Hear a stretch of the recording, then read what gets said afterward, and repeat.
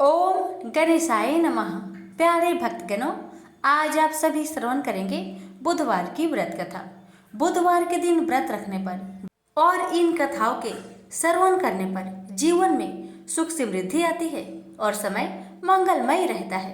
तो आइए श्रवण करते हैं बुधवार गणेश जी की व्रत कथा। एक गांव में एक सेठ और सेठानी रहते थे। वह बहुत ही धार्मिक प्रवृत्ति के थे और गणेश भगवान के अनन्य भक्त थे। वह दोनों बिना चुके हर बुधवार को गणेश भगवान का व्रत रखते थे और शाम को 11 ब्राह्मण को भोजन खिलाने के बाद ही अपना व्रत खोलते थे। सेठ जी का काफी बड़ा परिवार था। वह सब आपस में बड़े प्यार और भाईचारे से रहते थे, लेकिन सेठ और सेठानी की कोई संतान नहीं थी। इस विषय पर परिवार और गांव के लोग आपस में कानाफूसी करते थे, कहते कि सेठानी बाज है। ये सब बातें सुनकर सेठ और सेठानी बहुत दुखी होते थे। एक बुधवार के दिन सेठ और सेठानी गणेश जी की पूजा संपन्न करके मंदिर के बाहर आ रहे थे। तभी उन्हें सीढ़ियों पर एक छोटा सा बच्चा अकेले बैठा हुआ दिखा। बच्चे को देखते ही दोनों उसके पास गए और पूछा कि तुम्हारे माता पिता कहाँ हैं और तुम अकेले यहाँ क्या कर रहे हो। लेकिन बच्चे ने अभी ठीक से बोलना नहीं सीखा था, इसलिए वह बोल नहीं पाया। वह दोनों बच्चे के पास शाम तक बैठे रहे। तब तक पंडित जी और सेठानी ने नौकरों के आसपास जाकर बच्चे के माता पिता को खोजने की कोशिश की, लेकिन उन्हें बच्चे के माता पिता या बच्चा खोने की कोई खबर नहीं मिली। फिर पंडित जी ने उस बच्चे को सेठ और सेठानी को घर ले जाने के लिए कह दिया। साथ में ये भी कहा, अगर बच्चे के माता पिता यहाँ पर आते हैं तो मैं स्वयं उनके पास ले आऊंगा। सेठ और सेठानी खुशी मन से उस नन्हे बालक को अपने साथ घर ले गए। सेठानी ने बच्चे का नाम अपने आराध्य भगवान गणेश के नाम पर गणेश रखा और बड़े लाड़ प्यार से उसका पालन पोषण शुरू कर दिया। कुछ दिनों के बाद उसी गांव में एक ठग पति पत्नी आए। उनका इरादा गांव के सबसे अमीर आदमी को ठगने का था। वह दोनों ठग गणेश जी के मंदिर के सीढ़ियों पर बैठे सोच विचार कर रहे थे। कुछ समय बाद वहां पर पंडित जी आए और गांव के अनजाने लोग के दिखते ही उनसे पूछा, क्या आपका बच्चा खो गया है? दोनों ठग तो चोरी चकारी के लिए बहाना ढूंढ ही रहे थे, इसलिए उन्होंने तुरंत कह दिया हाँ। तब पंडित जी ने कहा, चिंता की कोई बात नहीं, आपका बच्चा एक सेठ के घर पर पल रहा है। पंडित जी ने उन दोनों को सेठ जी के घर ले गए। गणेश के माता पिता आए। यह खबर सुनकर सेठ और सेठानी बहुत दुखी हुए। सेठ जी ने उन दोनों पति पत्नी को एक रात के लिए अपने अतिथि गृह में ठहराया। अब वह दोनों ठग सिर्फ मौके के फिराक में थे। उसी रात सभी लोग सो जाने के बाद वे ठग एक एक करके सभी कमरों की तलाशी लेने लगे। तलाशी लेते लेते वह दोनों तिजोरी वाले कमरे में पहुंच गए। छानबीन के वक्त होने वाली छोटी मोटी आवाजों से सेठ का एक नौकर जाग गया और आवाज की दिशा में तिजोरी वाले कमरे के नजदीक आ पहुंचा। उसने चुपके से अंदर झांक कर देखा तो दोनों मेहमान कीमती सामान चुरा रहे थे। नौकर ने वह देखते ही धीरे से उस कमरे के बाहर की कुंडी लगा दी और जोर जोर बोलकर पूरे घर में हल्ला कर दिया। शोरगुल की आवाज सुनते ही घर के सारे लोग इकट्ठा हो गए। फिर सेठ ने उन दोनों चोर पति पत्नी को कमरे से बाहर निकाला और सुबह सुबह पंचायत में हाजिर कर दिया। सेठ जी ने सरपंच जी को पूरा कहानी बताया और कहा कि ये दोनों तो चोर है। अब हम पुत्र गणेश को इन दोनों को नहीं देंगे। लेकिन वह दोनों ठग पति पत्नी अपनी जिद पर अड़ गए और बच्चे को ले जाने की जिद करने लगे। सरपंच जी ने इस गंभीर समस्या का एक तोड़ निकाला। उन्होंने सेठ जी और दूसरी औरत को गणेश के सामने खड़ा कर दिया और कहा, जिसके भी आंचल से दूध की धार गणेश के मुख में जाएगी, बालक गणेश उसके पास ही रहेगा। फिर वे दोनों अपने अपने आंचल मुंह के सामने फैलाकर खड़ी हो गई। सेठानी जी मन ही मन गणेश भगवान का नाम जप कर रही थी। देखते ही देखते गणेश भगवान की कृपा से सेठानी के आंचल से दूध की धार गणेश के मुंह पर गिरी और इस तरह बालक गणेश सेठ और सेठानी के साथ हमेशा के लिए रहने लगा। सभी मेरे साथ प्रेम से बोलिए, गणेश महाराज की जय हो। किसी गांव में एक बूढ़ी माई रहती थी। वह बहुत गरीब थी और आंखों से अंधी भी थी। उसका एक बेटा और बहू थी। वह बुढ़िया सदैव गणेश महाराज की पूजा किया करती थी। एक दिन गणेश भगवान उसकी श्रद्धा भक्ति को देखकर बहुत प्रसन्न हुए। गणेश भगवान ने सोचा, ये बुढ़िया माई तो आंखों से अंधी है, फिर भी मेरी पूजा पाठ कितना श्रद्धा के साथ करती है, इसलिए मुझे इसके लिए कुछ करना चाहिए।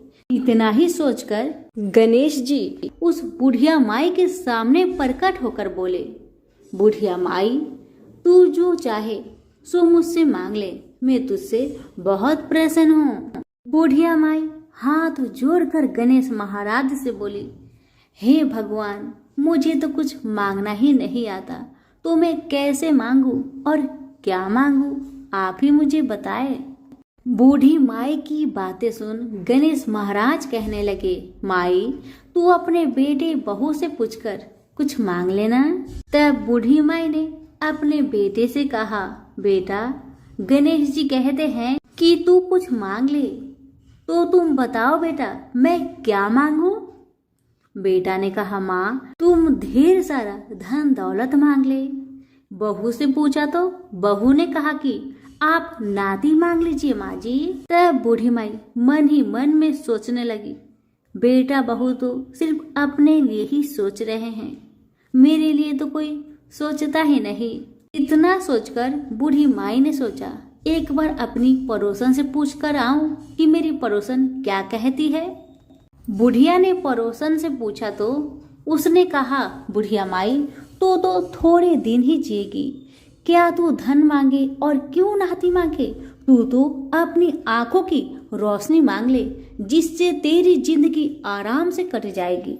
बेटा बहू और पड़ोसन का राय लेकर बुढ़िया माई गणेश महाराज के पास आई और बोली, हे गणेश महाराज, यदि आप मुझ पर प्रसन्न है तो मुझे 9 करोड़ की माया दे, निरोगी काया दे, अमर सुहाग दे, आंखों की रोशनी दे, नाती दे, पोता दे और सब परिवार को सुख दे और अंत में मोक्ष दे। बुढ़िया माई की बातें सुन गणेश जी कहने लगे, बुढ़िया माई, तुमने तो हमें ठग लिया, फिर भी जो तूने मांगा वजन के अनुसार सब कुछ तुझे मिलेगा। यह कहकर गणेश महाराज अंतर ध्यान हो गए। उधर बूढ़ी माई ने जो कुछ मांगा वह सब कुछ मिल गया। गणेश जी महाराज, जैसे आपने उस बुढ़िया माँ को सब कुछ दिया, वैसे ही सबको देना। कहानी कहने वाले, सुनने वाले, हुक्कारे भरने वाले सभी के परिवार पर अपनी कृपा सदा बनाए रखना। सभी मिलकर बोलिए, गणेश भगवान की जय हो, विनायक महाराज की जय हो। कथा बहुत समय पहले की बात है। एक गांव में 7 भाई और एक बहन रहा करती थी। वो सब कुछ सुनती, पर जैसे ही विनायक जी का नाम आता तो घगरा झटका कर चली जाती। हर रोज उसका यही आदत था, जब भी गणेश महाराज का नाम आता तो घाघरा झटका कर चली जाती। एक दिन उस लड़की की इस आदत पर विनायक जी बहुत नाराज हुए और गणेश महाराज उस बहन को भयभीत करने लगे। डर के मारे बहन का तो बुरा हाल हो गया, बेचारी सूखने लगी। अपनी बहन को सूखता देख सातों भाइयों ने आकर पूछा, बहन क्या बात है, तुम इतनी दुखी क्यों हो, मुझे बताओ। पर भाइयों के बार बार ऐसे पूछने पर बहन ने कुछ नहीं बताया। भाई असफल रहे। सबसे जो छोटा भाई था वह बहुत चतुर था, बहुत चालाक था। उसने आधी रात को अपना वेश बदलकर गणेश महाराज को पकड़ लिया और पूछा कि आप कौन हैं और मेरी बहन के साथ छल क्यों करते हैं। भाई की बातें सुन गणेश जी बोले, मैं तो गणेश महाराज हूँ, तेरी बहन सारी बातें सुनती है, पर जैसे ही मेरा नाम आता है तेरी बहन दूर चली जाती है, इसलिए मैं उसे डराता हूँ। भाई ने पूछा कि आप इसका उपाय बताए तो गणेश जी बोले कि कोई भी कहानी कहो तो गणेश जी की कहानी कहे बगैर नहीं उठना चाहिए। बहन ने उस दिन से नियम रखा कि वह रोज गणेश जी की कहानी सुनेगी और कहानी सुनने के बाद ही कुछ खाएगी, और बहन हर रोज ऐसा ही किया। अब तो बहन कहानी सुनने के बाद ही कुछ खाया करती थी। इस तरह से गणेश जी महाराज बहन पर प्रसन्न रहने लगे और उसकी सारी मनोकामनाएं को पूरी करने लगे। गणेश महाराज की आशीर्वाद से उस बहन को अच्छा घर और अच्छा वर मिला। तो प्रेम से बोलिए गणेश महाराज की जय हो। एक समय की बात है, एक बार पाल माता, पथवारी माता और विनायक जी में खुद को बड़ा बताने के कारण झगड़ा हो गया। पाल माता कह रही थी कि मैं बड़ी हूँ, पथवारी माता कह रही थी कि मैं बड़ी हूँ, विनायक जी कह रहे थे कि मैं बड़ा हूँ। इसी बात लेकर तीनों में झगड़ा लग गया। दोनों देवी और विनायक जी एक दूसरे से अपने को बड़ा साबित करने के लिए झगड़ते रहे। उसी समय एक ब्राह्मण का लड़का वहां से जा रहा था। उस लड़के को देखकर पाल माता, पथवारी माता और विनायक जी ने उसे रोका और कहा कि ए लड़के, तुम हमारा न्याय करके जा। तुम तीनों में से सर्वश्रेष्ठ कौन है, हम तीनों में से बड़ा कौन है, हमें ये बताकर उसके बाद तुम जाओ यहाँ से। ब्राह्मण के लड़का बहुत घबरा गया, सोच में पड़ गया कि किसे बड़ा बताऊं, पाल माता को या पथवारी माता को या फिर विनायक जी को। मैं किसे बड़ा कहूँ, किसे सर्वश्रेष्ठ कहूँ, ये बात लेकर बहुत चिंतित हो गया। तभी उसके दिमाग में ख्याल आया कि क्यों ना मैं पहले अपनी माँ से इस बात का राय ले लूं, उसके बाद ही मैं इन तीनों का न्याय कर दूंगा। तब लड़के ने कहा, हे भगवान, हे माता, मुझे सिर्फ एक दिन का समय दीजिए, मैं कल फिर आकर आपका न्याय कर दूंगा। अब भगवान ने कहा, ठीक है, तुम कल हमारा न्याय जरूर करना। अब लड़का घर आकर अपने माँ से कहने लगा, माँ, मुझे ना कल पाल माता, पथवारी माता और गजानन जी का न्याय करना है। माँ ने पूछा, कैसा न्याय बेटा, मुझे बताओ। तब बेटा ने रास्ते की सारी कहानी अपनी माँ को सुना दिया। तब अपने बेटे की बात सुन माँ ने कहा, बेटा तुम ध्यान रखना, किसी को भी छोटा मत बताना। बेटा बोला, जैसी आपकी आज्ञा माँ, आप जैसी मुझे कहेंगे मैं वैसा ही करूँगा। अब अपनी माँ से सीख लेकर ब्राह्मण का बेटा दूसरे दिन वहाँ गया जहाँ पाल माता, पथवारी माता और विनायक जी रहते हैं। लड़का सबसे पहले पाल माता के पास गया, उन्हें प्रणाम किया और बोला, पाल माता, आप तो हर व्यक्ति से बड़ी हो, क्योंकि हर व्यक्ति आता है, स्नान ध्यान करते जाते समय पैर की ठोकर दे जाता है, फिर भी आप नाराज नहीं होती हो, इसलिए पाल माता आप बड़ी हो। अब ब्राह्मण का लड़का पथवारी माता के पास जाता है और उन्हें हाथ जोड़ के प्रणाम करके कहता है, हे पथवारी माता, आप भी बड़ी हो, क्योंकि कोई भी व्यक्ति कितने भी तीर्थ कर ले, धर्म ध्यान कर ले, पर वापस आने पर आपकी पूजा किए बिना उनका कार्य पूर्ण नहीं होता, इसलिए आप बड़ी हैं। अब आखिर में लड़का विनायक जी के पास आया उन्हें प्रणाम करके कहा, हे विनायक जी, आप तो बड़े ही हैं, क्योंकि सब देवों को मनाने पर आपको ध्याए बिना कोई काम सिद्ध नहीं हो सकता, इसलिए आप बड़े हैं। ब्राह्मण के लड़के की बातें सुन पाल माता, पथवारी माता और विनायक जी बहुत प्रसन्न हो गए और बोले, हे बालक, तेरी चतुरता से तूने हम सभी को बड़ा साबित कर दिया है। हमारा आशीर्वाद सदा तेरे साथ रहेगा। यह कहकर उन्होंने थोड़ी सी जौ के दाने उसके गमछे में डाल दिए। लड़का एक मुट्ठी जौ को देखकर बहुत उदास हो गया। बेचारा सोचने लगा, ये तो घाटे का सौदा रहा। इतना अच्छा न्याय किया मैंने, इसके बदले में थोड़ी सी ही जौ मिला मुझे। लड़का उदास मन से वह थोड़े ही जौ को लेकर अपने घर को चल दिया। लड़के ने घर पहुंचकर बेमन से जौ वाला अंगूठा को कोने में रख दिया। माँ ने पूछा, बेटा, मैंने जैसा कहा था वैसा तुमने किया ना? बेटा ने कहा, हाँ माँ, आपने जैसे मुझे बताया था मैंने वैसा ही किया। लेकिन माँ, पाल माता, पथवाड़ी माता और विनायक जी ने मुझे न्याय का फल सिर्फ थोड़ा सा जौ ही दिया है, जिसे मैंने गमछे में लपेटकर वह कोने में रख दिया है। जब माँ घर से बाहर आती है और कोने से गमछे उठाकर देखती है तो उसके अंदर से हीरे मोती झरने लगते हैं। ये देखकर माँ बहुत प्रसन्न हुई और अपने बेटे को पुकारने लगी, बेटा जल्दी आओ, देखो पाल माता, पथवाड़ी माता और विनायक जी ने तुम्हें क्या दिया है, जल्दी आओ। बेटा दौड़कर जब बाहर आया, बेटा हीरे मोती सोना चांदी देखकर बहुत हैरान रह गया। तब लड़के को समझ में आ गया कि ये सब तो भगवान का आशीर्वाद है। अब माँ और बेटा बहुत खुशी खुशी अपना जीवन व्यतीत करने लगे। हे भगवान, हे पाल माता, हे पथवाड़ी माता, हे विनायक जी, जिस प्रकार आपने ब्राह्मण की लड़के को आशीर्वाद दिया, ऐसा आशीर्वाद सभी को देना। कहानी कहने, सुनने व हुक्कार भरने वालों सबको स्वस्थ, समृद्धि, धन धान्य देना।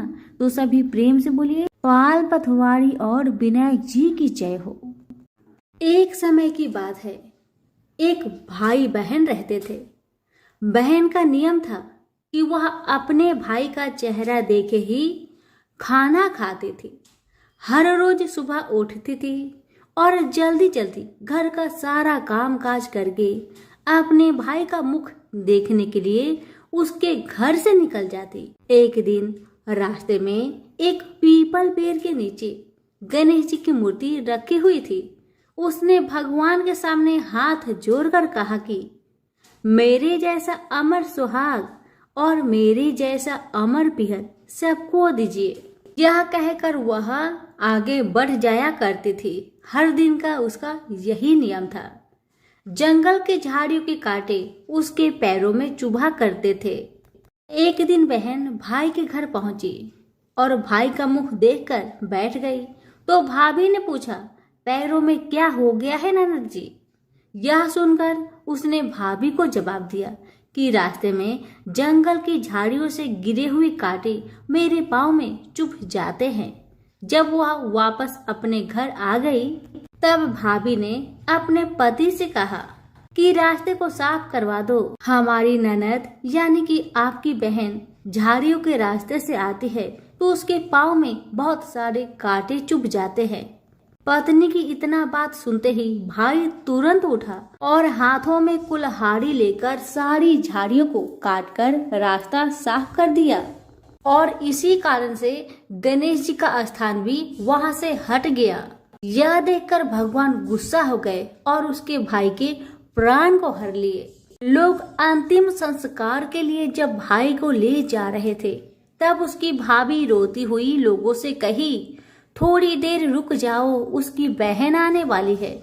वह अपने भाई का मुख देखे बिना नहीं रह सकती। उसका यह हर दिन का नियम है। तब लोगों ने कहा, आज तो देख लेगी पर कल कैसे देखेगी? रोज के दिन की तरह बहन अपने भाई का मुख देखने के लिए जंगल में निकल दी। जब जंगल में उसने देखा कि सारा रास्ता साफ किया हुआ है। तब वह आगे बढ़ी तो उसने देखा कि सिद्धि विनायक को भी वहां से हटा दिया गया है। तब उसने जाने से पहले गणेश जी को एक अच्छे स्थान पर रखकर उन्हें स्थान दिया और हाथ जोड़कर बोली, हे गणेश महाराज, मेरे जैसा अमर सुहाग और मेरे जैसा अमर पिहर सबको देना। और फिर इतना कहकर आगे निकल गई। लड़की की बात सुनकर भगवान गणेश सोच में पड़ गए, अगर मैं इसका नहीं सुना तो मुझे कौन मानेगा, हमें कौन पूजेगा। तब सिद्धि विनायक ने उसे पीछे से आवाज दिया कि बेटी, इस खेजड़ी की 7 पत्तियां ले जा और उसे कच्चे दूध में घोलकर भाई के ऊपर छींटा मार देना, वह उठकर बैठ जाएगा। यह सुनकर जब बहन पीछे मुड़ी तो उसने देखा कि वहां तो कोई नहीं है, लेकिन फिर भी उसके दिल से आवाज आई, जो मैंने सुना वैसे ही करती हूँ, देखा जाए क्या होता है। इतना सोचकर वह 7 खेजड़ी की पत्तियां लेकर अपने भाई के घर पहुंची। उसने देखा वहां कई लोग बैठे हुए हैं। भाभी बैठी रो रही है और पास में ही भाई का लाश रखा हुआ है। तब उसे रास्ते में जो आवाज सुनाई दी थी वही बात याद आई और उसने वैसा ही किया जैसे उसने सुना था। उसने खेजड़ी के 7 पत्तियों को बताए हुए नियम के तहत भाई के ऊपर इस्तेमाल किया। तब उसका भाई उठकर बैठ गया। भाई बोला बहन से, मुझे तो बहुत ही गहरी नींद आ गई थी। तब बहन बोली, यह नींद किसी दुश्मन को भी ना आए, और उसने सारी बात अपने भाई को बता दी। हे गणेश महाराज, जैसे आपने उस बहन की सुनी वैसे ही कहानी कहने वाले, हुक्कारे भरने वाले सभी की परिवार की सुनना और सभी के परिवार की रक्षा करना। सभी प्रेम से बोलिए गणेश महाराज की जय हो। एक गांव में एक साहूकार रहता था। साहूकार की एक बेटी थी जो कि हर रोज पीपल सींचने जाती थी। पीपल के वृक्ष में से लक्ष्मी जी प्रकट होती थी और चली जाती। एक दिन लक्ष्मी जी ने साहूकार की बेटी से कहा कि तू मेरी सहेली बनेगी। तब लड़की ने कहा, मैं अपने पिताजी से पूछकर कल बताऊंगी। अब साहूकार की बेटी ने घर आकर अपने पिता को सारी बात बताई। तब उसके पिताजी बोले कि वह तो लक्ष्मी माता है, आपने को और क्या चाहिए, तुम लक्ष्मी माता की सहेली बन जाओ। दूसरे दिन वह लड़की फिर गई। तब लक्ष्मी जी पीपल के पेड़ से निकलकर आई और कहने लगी, सहेली बनेगी मेरी। तब लड़की ने कहा, हाँ क्यों नहीं, जरूर बनूंगी। अब लक्ष्मी जी और वह लड़की दोनों जन सहेली बन गई। एक दिन लक्ष्मी जी ने अपनी सहेली को खाने का न्योता दिया। घर आकर लड़की ने अपने माँ पिता से कहा कि मेरी सहेली ने मुझे खाने का न्योता दिया है। तब पिता ने कहा कि सहेली के यहाँ जिमने जाइयो, पर संभाल कर जाना। तब वह लक्ष्मी जी के यहाँ जिमने गई तो लक्ष्मी जी ने उसे 1-2 साल ओढ़ने के लिए दिया, रुपए दिए, सोने की चौकी, सोने की थाली में 36 प्रकार के भोजन करा दिए। जिम कर जब वह जाने लगी तो लक्ष्मी जी ने पल्ला पकड़ लिया और कहने लगी कि मैं भी तेरे घर जिमने आऊंगी। तब लड़की ने कहा, हाँ सहेली क्यों नहीं, जरूर आना। अब वह घर जाकर चुपचाप बैठ गई। तब पिता ने पूछा कि सहेली की यहाँ से जिम कर आ गई और तू उदास क्यों बैठी है। तब उसने कहा, पिताजी मेरे को तो लक्ष्मी जी ने इतना कुछ दिया, अनेक प्रकार के भोजन कराए, परंतु मैं कैसे उनको जिमाऊंगी, अपने घर में तो कुछ भी नहीं है। तब उसके पिता ने कहा, गोबर मिट्टी से चौका लगाकर घर की सफाई कर लेना, 4 मुख वाला दिया जलाकर लक्ष्मी जी का नाम लेकर रसोई में बैठ जाना। लड़की सफाई करके लड्डू लेकर बैठ गई। उसी समय एक रानी नहा रही थी। उसका नौलखा हार चील उठाकर ले गई और उसके घर वह नौलखा हार डाल गई और उसका लड्डू ले गई। बाद में वह हार को तोड़कर बाजार में गई और सामान लाने लगी तो सुनार ने पूछा कि क्या चाहिए। तब उसने कहा कि सोने की चौकी, सोने के थाल, साल दुसाला दे दे, मोहर और सामग्री दे, 36 प्रकार का भोजन हो जाए इतना सामान दे। सारी चीजें लेकर बहुत तैयारी करी और रसोई बनाई। तब गणेश जी से कहा कि लक्ष्मी जी को बुलाओ। आगे आगे गणेश महाराज, पीछे पीछे लक्ष्मी जी आई। उसने फिर चौकी डाल दी और कहा, सहेली चौकी पर बैठ जा। तब लक्ष्मी जी ने कहा, सहेली चौकी पर तो राजा रानी के भी मैं नहीं बैठी, किसी के भी यहाँ नहीं बैठी। तो उसने कहा, पर मेरे यहाँ तो तुम्हें बैठना ही पड़ेगा। फिर लक्ष्मी जी चौकी पर बैठ गई। तब उसने बहुत खातिर की, जैसे लक्ष्मी माता ने करी थी वैसे ही उसने भी करी। लक्ष्मी जी उस पर बहुत प्रसन्न हुई और घर में खूब रुपए एवं लक्ष्मी हो गई। साहूकार की बेटी ने कहा, मैं अभी आ रही हूँ, तुम यहीं पर बैठी रहना। और वह चली गई। लक्ष्मी जी गई नहीं और चौकी पर बैठी रही। उसको बहुत दौलत दी। हे लक्ष्मी माता, जैसे आपने साहूकार की बेटी को दिया वैसे सबको देना। कहानी सुनते, हुक्कारा भरते अपने सारे परिवार को देना, पीहर में देना, ससुराल में देना, बेटे पोते को देना। हे लक्ष्मी माता, सबका कष्ट दूर करना, दरिद्रता दूर करना, सबकी मनोकामना को पूर्ण करना। तो प्रेम से बोलिए, लक्ष्मी माता की जय हो। एक बार विनायक जी छोटे बालक के रूप में चिमटी में चावल और चमचे में दूध लेकर निकले। वो हर किसी से कह रहे थे कि कोई मेरे लिए खीर बना दो, कोई मेरे लिए खीर बना दो। मगर किसी ने भी विनायक जी के लिए खीर नहीं बनाया। कुछ दूर चलते चलते कुछ आगे बढ़ने पर विनायक जी को एक बूढ़ी माई बैठी मिली। विनायक जी बूढ़ी माई के पास जाकर बोले, कोई मेरे लिए खीर बना दो, कोई मेरे लिए खीर बना दो।